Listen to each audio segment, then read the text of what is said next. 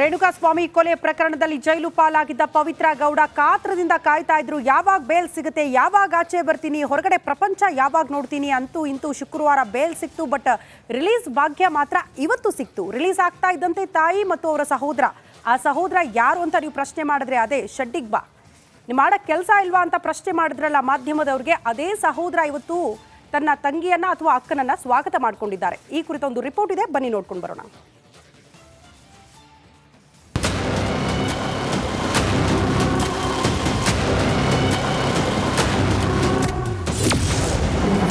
Parappana ಪಂಜರದಿಂದ Pavithra Gowda release. 6 ತಿಂಗಳ ಬಳಿಕ ಲಿಫ್ಟಿಕ್ ರಾಣಿಗೆ ರಿಲೀಫ್. ರೇಣುಕಾಸ್ವಾಮಿ ಕೊಲೆ ಕೇಸ್ನ A1 ಆರೋಪಿ ಪವಿತ್ರ ಗೌಡ ಕೊನೆಗೂ ರಿಲೀಸ್ ಆಗಿದ್ದಾಳೆ. ದಿನಕ್ಕೊಂದು ಬಟ್ಟೆ ಐಷಾರಾಮಿ ಜೀವನ ನಡೆಸುತ್ತಿದ್ದ ಪವಿತ್ರ ಗೌಡ ಬರೋಬ್ಬರಿ 179 ದಿನ ಅಂದರೆ 6 ತಿಂಗಳು ಪರಪ್ಪನ ಅಗ್ರಹಾರ ಸೆಂಟ್ರಲ್ ಜೈಲಿನಲ್ಲಿ ನರಕ ಯಾತನೆ ಅನುಭವಿಸಿದ್ರು. ಯಾವಾಗಪ್ಪ ಜೈಲಿನಿಂದ ಹೊರಬರ್ತೀನಿ ಅಂತ ಕಾಯ್ತಿದ್ದ ಪವಿತ್ರ ಗೌಡ ಕಡೆಗೂ ಪರಪ್ಪನ ಪಂಜರದಿಂದ ಬಿಡುಗಡೆ ಆಗಿದ್ದಾಳೆ. ಆ್ಯಕ್ಚುಲಿ ನಮಗೆ ಫ್ರೈಡೇನೇ ಆರ್ಡ್ರ್ ಬಂತು, ಅದು ನಿಮಗೂ ಗೊತ್ತಿರೋಂಥ ವಿಚಾರನೇ. ಬಟ್ ಸ್ವಲ್ಪ ನಮ್ಗೆ ಏನಂತ ಅಂದರೆ ಯಾಕೆ ಲೇಟ್ ಆಯಿತು ಅಂತ ಹೇಳಿದ್ರೆ, ನಿನ್ನೆ ಏನಂದರೆ ಕೋರ್ಟಿಂದ ಕಾಪಿ ಏನಂತ ಅಂದರೆ ಬರೋದು ಸ್ವಲ್ಪ ಟ್ರಾಫಿಕಲ್ಲಿ ಲೇಟ್ ಆಗಿದ್ದರಿಂದ ಇವತ್ತು ಪವಿತ್ರ ಗೌಡ ಅವರು ರಿಲೀಸ್ ಆಗಿದ್ದಾರೆ. ಮತ್ತು ಇನ್ನು ಎಲ್ಲದಕ್ಕಿಂತ ಹೆಚ್ಚಾಗಿ ಏನಂತ ಅಂದರೆ ಜಡ್ಜ್ಮೆಂಟ್ ಬಂದು ಇದು ರಿಪೋರ್ಟಬಲ್ ಜಡ್ಜ್ಮೆಂಟು. ಸೊ ಆ ಒಂದು ಕಾರಣಕ್ಕೆ ನಮಗೆ ಜಡ್ಜ್ಮೆಂಟ್ ಕಾಪಿ ಕೊಡೋದು ಕೂಡ ಸ್ವಲ್ಪ ಡಿಲೇ ಆಯಿತು. ಅದರಿಂದ ಏನಂತ ಅಂದರೆ ಲೇಟಾಗಿ ಇವತ್ತು ರಿಲೀಸ್ ಆಗಿದ್ದಾರೆ ಸರ್. ಇನ್ನು ಜೈಲಿನಿಂದ ಹೊರಬಂದ ಕೂಡಲೇ ಪವಿತ್ರ ಗೌಡ ಗಳಗಳನೆ ಕಣ್ಣೀರು ಹಾಕಿದ್ದಾಳೆ. ತಾಯಿ ತಮ್ಮನನ್ನ ನೋಡಿ ಭಾವುಕಳಾದ್ಲು. ಅಲ್ಲೇ ಜೈಲು ಆವರಣದಲ್ಲಿದ್ದ ದೇಗುಲದಲ್ಲಿ ದೇವರ ದರ್ಶನ ಪಡೆದ್ರು.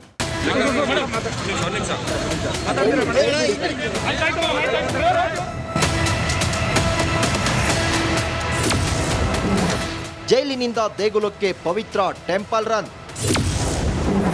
ತಲಗಟ್ಟುಪುರ ವಜ್ರ ಮುನೇಶ್ವರನ ದರ್ಶನ. ಪವಿತ್ರ ಗೌಡ ಪರಪ್ಪನ ಅಗ್ರಹಾರದಿಂದ ನೇರವಾಗಿ ತಲಗಟ್ಟುಪುರಕ್ಕೆ ಬಂದರು.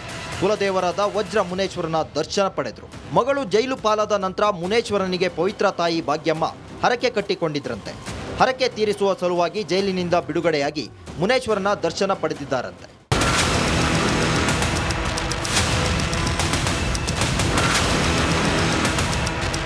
ಜಾಮೀನು ಸಿಕ್ಕು 4 ದಿನಗಳ ನಂತರ ಪವಿತ್ರ ಗೌಡ ಜೈಲಿನಿಂದ ಬಿಡುಗಡೆಯಾಗಿದ್ದಾಳೆ. ಬೆಂಗಳೂರಿನ ತಮ್ಮ ನಿವಾಸವು ಪವಿತ್ರ ಸ್ವಾಗತಕ್ಕೆ ಸಜ್ಜಾಗಿತ್ತು. ಆದರೆ ಪವಿತ್ರ ಗೌಡ ಬನಶಂಕರಿಯ ಬ್ರಿಗೇಡ್ ಒಮೆಗಾ ಅಪಾರ್ಟ್ಮೆಂಟ್ನಲ್ಲಿರೋ ತಮ್ಮ ತಾಯಿಯ ನಿವಾಸಕ್ಕೆ ತೆರಳಿದ್ರು. ಸದ್ಯ ಪವಿತ್ರ ಗೌಡಗೆ ರೆಗ್ಯುಲರ್ ಜಾಮೀನು ಸಿಕ್ಕಿದೆ. ಆದರೆ ಬೆಂಗಳೂರು ಬಿಟ್ಟು ತೆರಳದಂತೆ ಹೈಕೋರ್ಟ್ ಷರತ್ತು ವಿಧಿಸಿರೋದ್ರಿಂದ ಲಿಫ್ಟಿಕ್ ರಾಣಿ ಬೆಂಗಳೂರಿನಲ್ಲಿಯೇ ಇರಲಿದ್ದಾಳೆ. ಶ್ರೀಪಾದ್ ಪಾಟೀಲ್, ರಿಪಬ್ಲಿಕ್ ಕನ್ನಡ, ಬೆಂಗಳೂರು. ಈ ರೇಣುಕಾಸ್ವಾಮಿ ಕೊಲೆ ಪ್ರಕರಣದಲ್ಲಿ ಇಲ್ಲಿ ತನಕ 17 ಜನರ ಬಂಧನ ಆಯಿತು, ಜೈಲು ಪಾಲಾಗಿದ್ರು. ಅದರಲ್ಲಿ 12 ಜನ ಅಂದರೆ 14 ಜನಕ್ಕೆ ಜಾಮೀನು ಸಿಕ್ಕಿದೆ. 12 ಜನ ಜೈಲಿಂದ ಹೊರಗಡೆ ಬಂದಿದ್ದಾರೆ. ಇವತ್ತು ಬರೀ ಪವಿತ್ರ ಗೌಡ ಮಾತ್ರ ಅಲ್ಲ, ಅದ್ರ ಜೊತೆಗೆ ಪ್ರದೋಷ್, ಮತ್ತೊಂದು ಕಡೆ ಲಕ್ಷ್ಮಣ್ ಕೂಡ ಆಚೆ ಬಂದರು. ಉಳಿದಂಥವರಿಗೆ ಬೇಲ್ ಸಿಕ್ಕರೂ ಕೂಡ ಇನ್ನಿಬ್ಬರಿಗೆ ಹೊರಗಡೆ ಬರುವಂಥ ಸಾಧ್ಯತೆಗಳು ತೀರಾ ಕಡಿಮೆ ಆಗಿಬಿಟ್ಟಿದೆ ಅಂತೆ. ಕಾರಣ ಏನಾಗ್ತಾ ಇದೆ ಆ ಕುರಿತ ಒಂದು ರಿಪೋರ್ಟ್ ಇಲ್ಲಿದೆ ನೋಡಿ.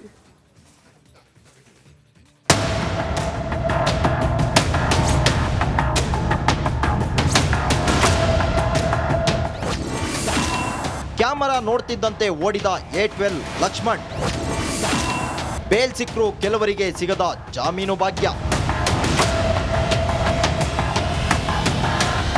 ಚಿತ್ರದುರ್ಗ ರೇಣುಕಾಸ್ವಾಮಿ ಕೊಲೆ ಪ್ರಕರಣಕ್ಕೆ ಸಂಬಂಧಿಸಿದಂತೆ ಇಂದು ಪವಿತ್ರ ಗೌಡ 6 ತಿಂಗಳ ಬಳಿಕ ಮತ್ತೆ ಮನೆಗೆ ಮರಳಿದ್ದಾಳೆ. ಈ ಕೇಸ್ನಲ್ಲಿ 17 ಆರೋಪಿಗಳ ಪೈಕಿ ಹಲವರಿಗೆ ಜಾಮೀನು ಸಿಕ್ಕಿದೆ. ಆದರೆ ಇನ್ನು ಕೆಲವರು ಜಾಮೀನು ಸಿಕ್ಕಿದ್ರು ಶ್ಯೂರಿಟಿ ಸಿಗದ ಕಾರಣ ಜೈಲಲ್ಲೇ ಇರುವಂತಾಗಿದೆ. ಇಂದು ಶಿವಮೊಗ್ಗದ ಜೈಲಿನಲ್ಲಿ A12 ಆರೋಪಿ ಲಕ್ಷ್ಮಣ್ಗೆ ಬಿಡುಗಡೆ ಭಾಗ್ಯ ಸಿಕ್ಕಿದೆ. ಆದರೆ ಜೈಲಿನ ಮುಂದೆ ಕ್ಯಾಮೆರಾಗಳನ್ನ ಕಂಡ ಆರೋಪಿ ಲಕ್ಷ್ಮಣ್ ಓಡಿದ್ದಾನೆ. ಯಾರ ಕೈಗೂ ಸಿಗದೆ ಓಡೋಡಿ ತನ್ನ ಕಾರ್ ಹತ್ತಿರ ಹೊರಟು ಹೋಗಿದ್ದಾನೆ. ಇನ್ನು ಆನೇಕಲ್ನ ಪರಪ್ಪನ ಅಗ್ರಹಾರ ಸೆಂಟ್ರಲ್ ಜೈಲಿನಿಂದ ಪ್ರದೋಷ್ ಕೂಡ ರಿಲೀಸ್ ಆಗಿದ್ದಾರೆ. ಇತ್ತ ಕೆಲವರಿಗೆ ಬೇಲ್ ಸಿಕ್ಕರೂ ಬಿಡುಗಡೆ ಭಾಗ್ಯ ಮಾತ್ರ ಸಿಕ್ಕಿಲ್ಲ. ಬೇಲ್ ಸಿಕ್ತು, ಸಿಗದ ಬಿಡುಗಡೆ ಭಾಗ್ಯ. A6 Jagadish, A7 Anukumar.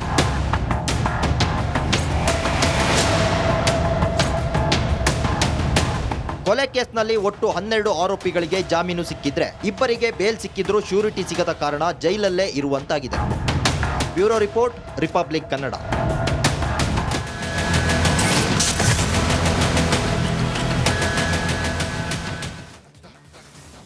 ರೇಣುಕಾಸ್ವಾಮಿ ಕೊಲೆ ಪ್ರಕರಣದಲ್ಲಿ ಆರಂಭದಲ್ಲೇ ಹೇಳಿದಂಗೆ 17 ಜನರ ಬಂಧನ, ಅದರಲ್ಲಿ 14 ಜನಕ್ಕೆ ಜಾಮೀನು ಮಂಜೂರಾಗಿದೆ. ಇಬ್ಬರಿಗೆ ಶ್ಯೂರಿಟಿ ಇಲ್ಲ ಅಂತ ಇನ್ನೂ ಜೈಲಲ್ಲಿದ್ದಾರೆ. ಇನ್ನೂ 3 ಜಾಮೀನೇ ಸಿಕ್ಕಿಲ್ಲ.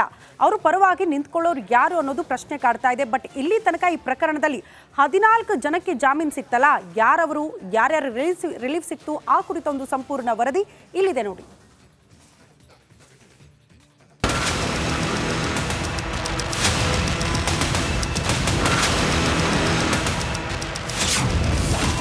ರೇಣುಕಾ ಕೊಲೆ ಕೇಸಲ್ಲಿ ಒಟ್ಟು 17 ಆರೋಪಿಗಳು ಲಾಕ್.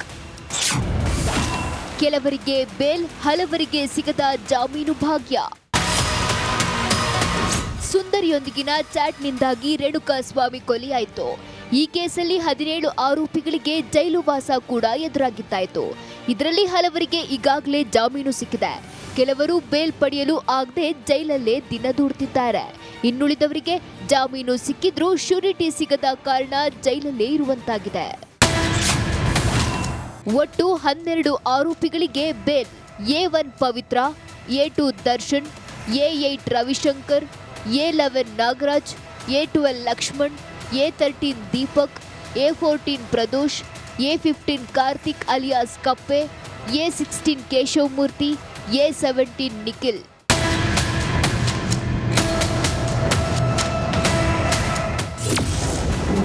ಜಾಮೀನು ಸಿಗದವರು A3 Pavan, Mysuru jail, A4 Raghavendra, Mysuru jail, A5 Nandish, Mysuru jail, A9 Dhanraj, Dharwad jail, A10 Vinay, Vijayapura jail. Bail ಸಿಕ್ಕರೂ ಬಿಡುಗಡೆ ಭಾಗ್ಯ ಸಿಗದವರು A6 ಜಗದೀಶ್, ಬೇಲ್ ಶ್ಯೂರಿಟಿ ಇಲ್ಲ. A7 ಅನುಕುಮಾರ್, ಬೇಲ್ ಶ್ಯೂರಿಟಿ ಇಲ್ಲ. ಕೊಲೆ ಕೇಸಲ್ಲಿ ಒಟ್ಟು 12 ಆರೋಪಿಗಳಿಗೆ ಜಾಮೀನು ಸಿಕ್ಕಿದ್ರೆ ಇಬ್ಬರಿಗೆ ಬೇಲ್ ಸಿಕ್ಕಿದ್ರೂ ಶ್ಯೂರಿಟಿ ಸಿಗದ ಕಾರಣ ಜೈಲಲ್ಲೇ ಇರುವಂತಾಗಿದೆ. Bureau report, republic Kannada.